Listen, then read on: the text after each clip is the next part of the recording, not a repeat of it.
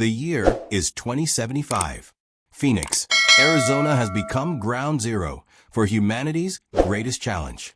Average summer temperatures now exceed 130 degrees Fahrenheit. The desert metropolis that once housed 5 million people has transformed into something unrecognizable. This is the story of survival, innovation, and adaptation in an age where stepping outside can be fatal. Welcome to Phoenix 2075.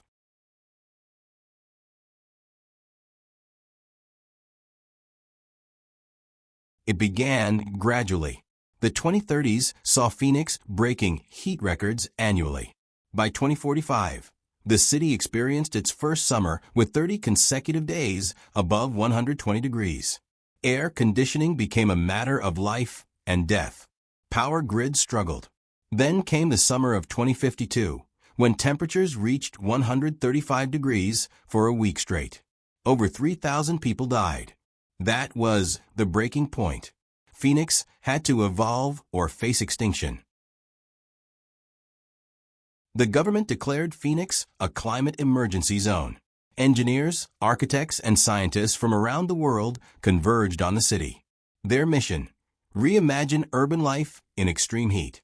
The solution they developed was radical. Phoenix would go underground and undercover. The city you see today is a marvel of engineering, but it came at an enormous cost, both financial and human. Downtown Phoenix now sits beneath a massive climate dome spanning 12 square miles. The dome's surface is covered with advanced reflective materials that bounce back 98% of solar radiation. Inside, temperatures remain a comfortable 75 degrees year-round. Walking through downtown feels like being in a giant mall, except this mall is an entire city district with parks, offices, and homes. But the dome only covers the wealthy core. Most Phoenix residents live in what locals call the radiator zones. These are neighborhoods where temperatures still soar above 120 degrees daily. Here, life follows strict protocols. Outdoor activity is forbidden between 6 a.m. and 8 p.m. Violations result in heavy fines. Maria Gonzalez, age 67, has lived in Phoenix her entire life. She remembers when children played outside, when evening walks were normal. Now she only leaves her apartment 3 times per week, during the brief safe hours after sunset. Her building has a shared cooling system. When it fails, which happens monthly, residents have 2 hours. The economy has adapted in strange ways. Most jobs are now nocturnal. Factories, construction sites, and delivery services operate between 9 p.m. and 5 a.m. when temperatures drop to merely dangerous rather than lethal. Streets that lay deserted under the sun burst to life at night. Phoenix has become a vampire city. Sleeping water became more valuable than gold. The Colorado River dried up completely in 2061.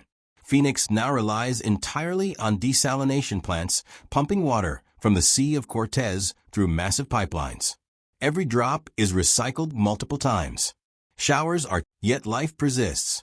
Humans are remarkably adaptable. Children born in 2075 know nothing different. They attend underground schools with simulated sunlight. They play virtual reality games that show them what grass felt like. Fashion has evolved dramatically. Cooling suits are standard attire. These garments contain microtubes circulating chilled fluid across the body. Battery packs worn as backpacks power the systems for up to 6 hours. Status is no longer shown through designer labels, but through cool transportation transformed completely. Personal cars are banned during daylight hours due to heat-induced engine failures and road surface melting. The city built an extensive underground metro system connecting all major districts. Above ground, autonomous vehicles with advanced cooling systems operate. Phoenix's transformation required incredible innovation in building materials. Traditional concrete couldn't withstand the thermal expansion. Engineers developed smart materials that adjust their properties based on temperature. Buildings are now covered in phase change coatings that absorb heat during the day, and food production moved entirely indoors. Vertical farms fill former office buildings, growing vegetables under LED lights with precise climate control. Meat is laboratory grown. Traditional agriculture is impossible when soil temperatures exceed. Mental health became a crisis within the crisis.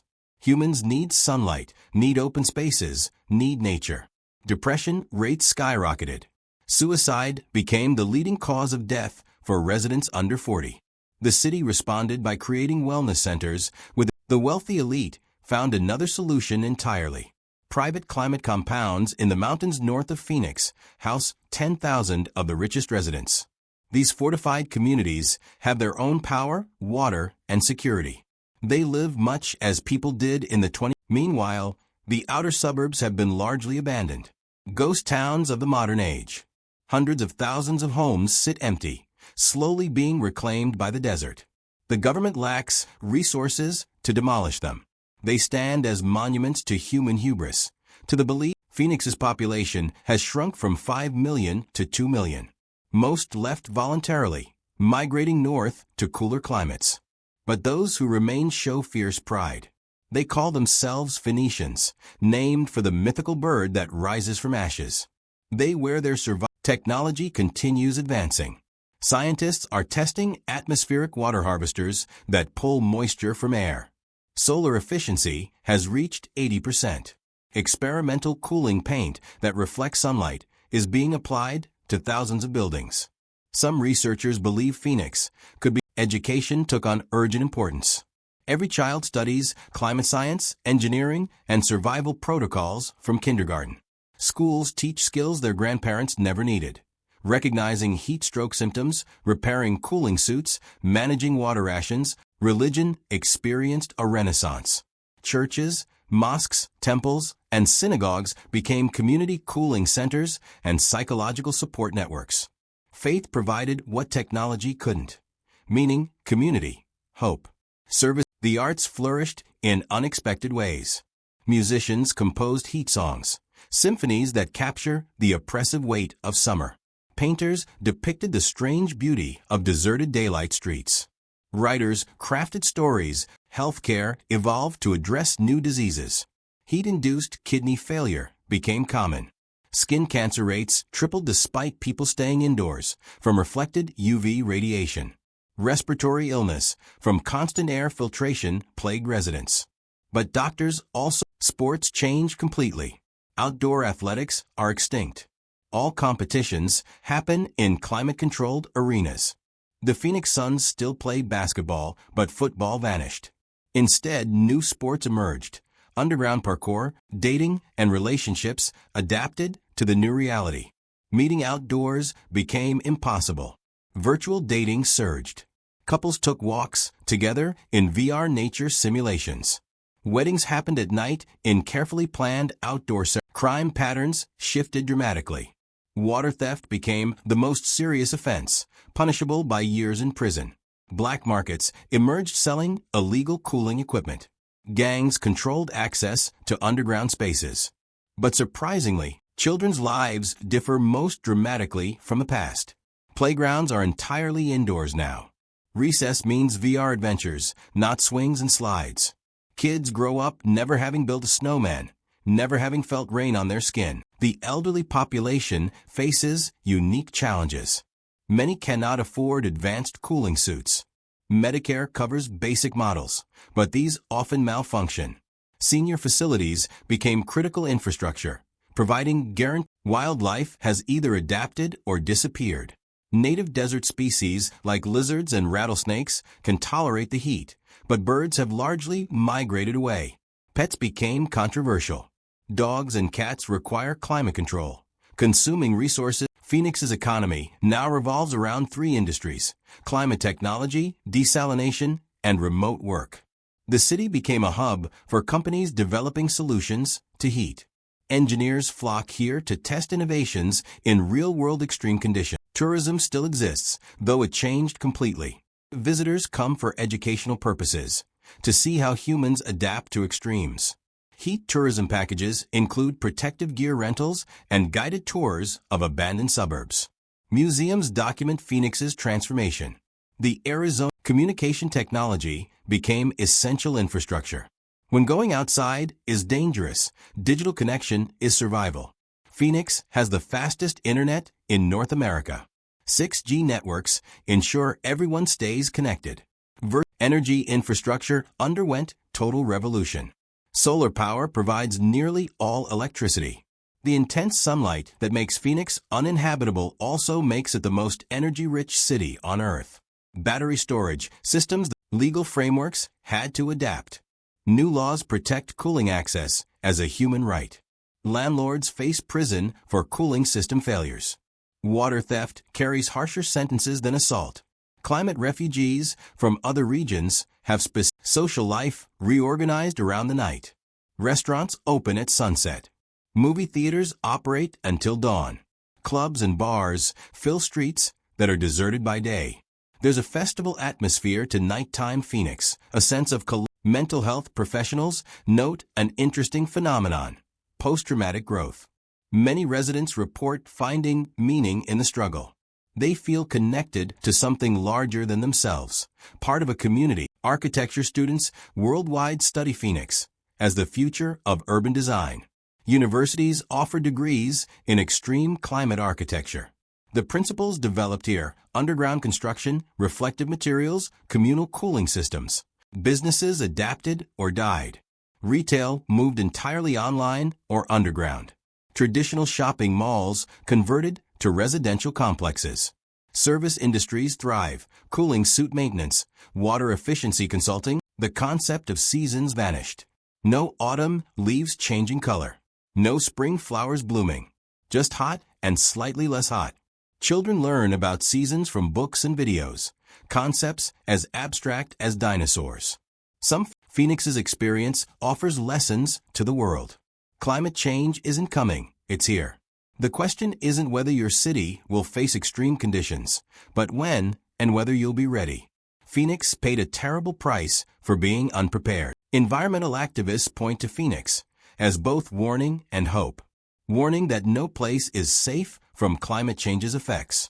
Hope that human ingenuity can adapt even to extreme conditions. The debate rages. Should we learn to live? Indigenous communities, whose ancestors lived in this desert for thousands of years, offer crucial wisdom. The Accomawatam and Tohono-O'odham peoples understood desert living in ways settlers ignored. Now, traditional knowledge about heat. The medical community made breakthrough discoveries about human heat tolerance. Extended exposure to high temperatures triggers genetic adaptations that can pass to offspring. Children born in Phoenix show measurably higher heat tolerance. International relations shifted around climate refugees. By 2075, 50 million Americans have relocated due to climate conditions. Phoenix refugees settled in Canada, the Pacific Northwest, and Midwest cities. Insurance companies went bankrupt. Home insurance in Phoenix became impossible to obtain. Health insurance rates quintupled for residents. The federal government had to create a national heat insurance program. Technology companies established major research centers in Phoenix. They test server cooling systems in extreme heat, develop AI models for climate adaptation, create virtual reality worlds for people starved of nature. Daily life requires constant vigilance. Checking temperature forecasts isn't casual, it's survival. Planning every outdoor movement. Calculating cooling suit battery life. Knowing where emergency cooling shelters are located. Yet moments of beauty persist. Sunsets over Phoenix are more spectacular than ever. The dust and heat creating vivid oranges and purples. The night sky, viewed from cooling terraces, remains. The question everyone asks: was it worth staying? Responses vary. Some residents insist they'd never leave, that Phoenix is home regardless of hardship. Others admit they stayed because they couldn't afford to relocate. The younger generation asks harder questions. They challenge their parents. Why did you let it get this bad? Why didn't you act when you knew what was coming? These conversations are painful but necessary. Corporate responsibility became a fierce debate. Companies that profited from fossil fuels face lawsuits from Phoenix residents. The legal question: can you sue someone for climate damages? Courts are split. Hope comes from unexpected places. Community gardens using hydroponics thrive underground. Neighbors who barely spoke before now share cooling resources. Block associations organize night markets where people trade. Scientists project that by 2100, Phoenix temperatures could stabilize or even decrease slightly if global emissions drop dramatically. But that's a big if. Current trajectories suggest education about Phoenix spreads globally. Schools worldwide use it as a case study. What went wrong? What went right? What should we learn? Children in Mumbai, Jakarta, and Lagos study Phoenix because their cities, Phoenix's spiritual leaders, speak of redemption and purpose. They frame survival as sacred duty. Taking care of neighbors becomes religious obligation. Protecting the vulnerable becomes spiritual practice. Faith community. The arts documented everything. Photographers captured the transformation. Musicians recorded the sounds of the city, cooling units humming, alert sirens wailing. The eerie silence of infrastructure maintenance became society's most critical job. A single cooling system failure can kill hundreds. Water pipeline breaks cause riots. The electrical grid cannot fail even for minutes. Engineers and maintenance workers, relationships with neighboring cities changed. Tucson, Flagstaff, and Prescott formed a regional cooling alliance, sharing resources during emergencies. Competition gave way to cooperation because everyone understood that survival required solidarity. State borders became less meaningful. Personal stories matter most. Like James, who runs an underground bookstore, preserving physical books when everything went digital. Or Keisha, who teaches children songs from before the heat, keeping cultural memory alive. Or Ahmed, who lost his daughter to heat stroke and now runs a cooling shelter in her memory. These individual acts of preservation, service. The ultimate question remains, should humans live in Phoenix? Some argue we should abandon desert cities entirely, that attempting to survive here wastes resources better used elsewhere. Others insist that learning to live in extreme heat is essential, because soon everywhere might be extreme. Phoenix represents this philosophical divide. Is it human arrogance or human resilience? Phoenix in 2075 is not the city it was. It's not the city anyone wanted it to become. But it endures. 2 million people wake up every day and choose to stay, to build, to hope. They are writing a new chapter in human history, learning to live on a planet that is changing faster than we can adapt. Their struggle is our future. Their innovations will save lives worldwide.